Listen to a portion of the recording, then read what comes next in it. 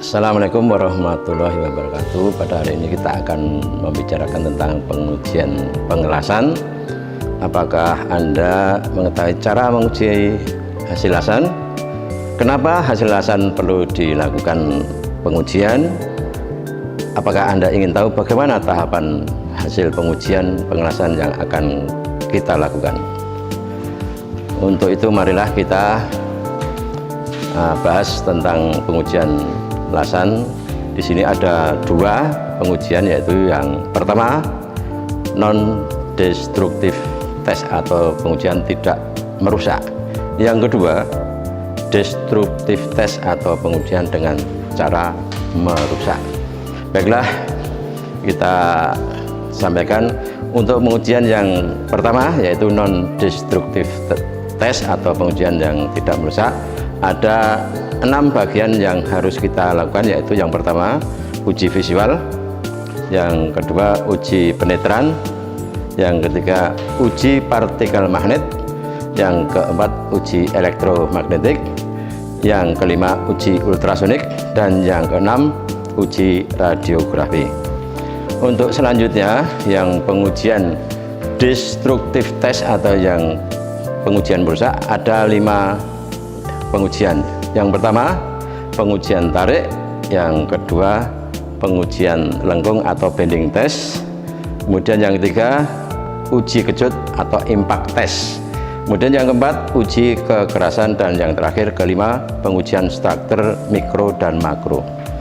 Baiklah, untuk selanjutnya, untuk kali ini kita akan melakukan jenis ujian yang akan kita laksanakan di tempat kami, yaitu pengujian yang tidak merusak atau dengan cara berupa uji penetran, kemudian yang pengujian merusak dengan cara bending test.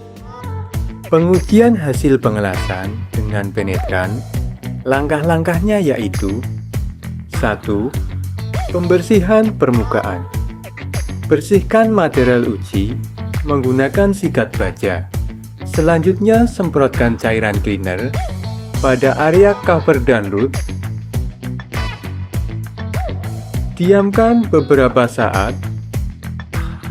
Kemudian lap bagian yang disemprot menggunakan lap yang bersih sehingga permukaan material uji menjadi kering. 2. Aplikasi cairan penetran. Aplikasikan cairan penetran secara merata pada cover dan root. Biarkan cairan penetran meresap ke dalam diskontinuitas permukaan. Bagian celah-celah material uji akan terisi cairan pada permukaannya. 3. Pembersihan penetran sisa. Semprotkan cleaner untuk membersihkan penetran.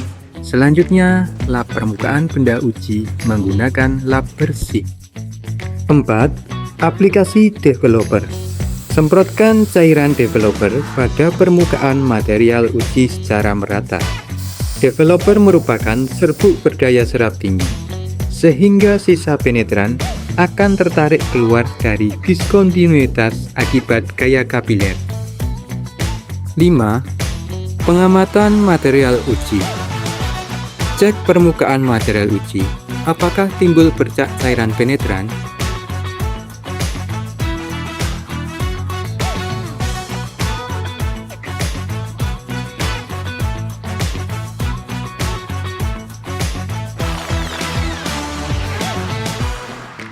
6. Pembersihan akhir. Setelah spesimen diperiksa, bersihkan kembali menggunakan cairan cleaner. Selanjutnya, dilap.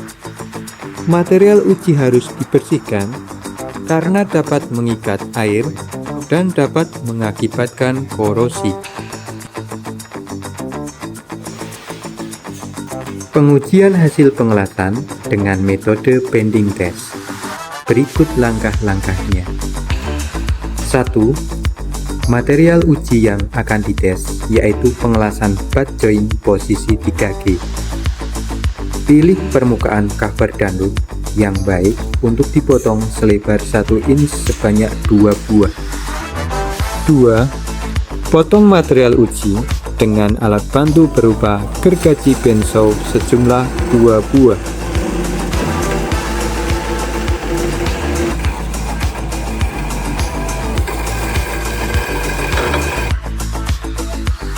Berikan tanda huruf R pada bagian root dan C pada bagian cover.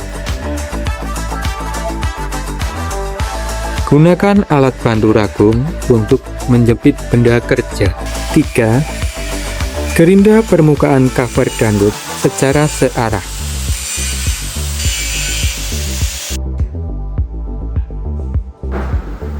4. Lakukan penekukan pada benda uji 1 pada posisi cover yang ditekuk. Amati proses penekukan. 5. Lakukan penekukan pada benda uji 2 pada posisi root yang ditekuk. 6. Amati hasil uji bending. Apakah material uji terdapat keretakan atau patah? Apabila iya, sambungan las kurang kuat atau ada bagian cacat las yang terdapat di dalam sambungan las. Apabila tidak terjadi keretakan, berarti sambungan las dinyatakan kuat.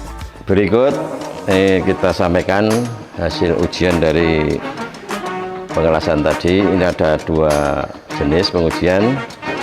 Yang satu pengujian root pas atau pengujian tembusan, terus yang ini yang satunya lagi pengujian cover atau capping ya. Atau dari sini hasil yang kita peroleh untuk tembusan atau root pas masih ada kekurangan hasil atau kurang sempurna, masih ada sisi sebelah tepinya masih belum begitu kuat nyambungnya karena faktor mungkin arusnya kurang begitu tambah atau kurang diperbesar atau goyangannya kurang ke samping kiri sehingga antara filler dengan bahannya kurang menyatu, sehingga seperti yang pernah kita sampaikan tadi bahwa untuk seorang welder itu harus selain skill tinggi, pengaturan daya, pengaturan voltase, pengaturan tangan, speed